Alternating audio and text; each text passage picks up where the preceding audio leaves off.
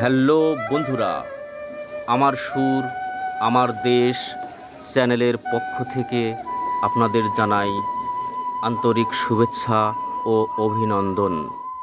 বন্ধুরা, চাটমোহরের এই গোমানী নদীর পাড়ে দাঁড়ালেই মনে হয় গ্রাম বাংলার শান্তি আজও বেঁচে আছে।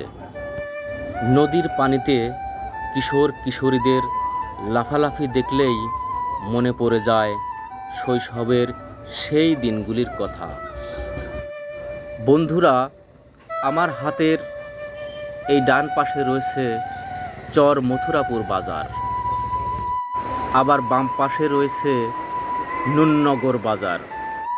এই ছোট ছোট বাজার দুটো নদীটার সৌন্দর্যকে আরও বাড়িয়ে তুলেছে। নদীটার এই ঢেউগুলোই বলে দেয় গ্রাম বাংলার জীবনই আসল ঠিকানা। এক সময় আমরাও এই নদীতে হাসতাম, খেলতাম, লাফালাফি করতাম।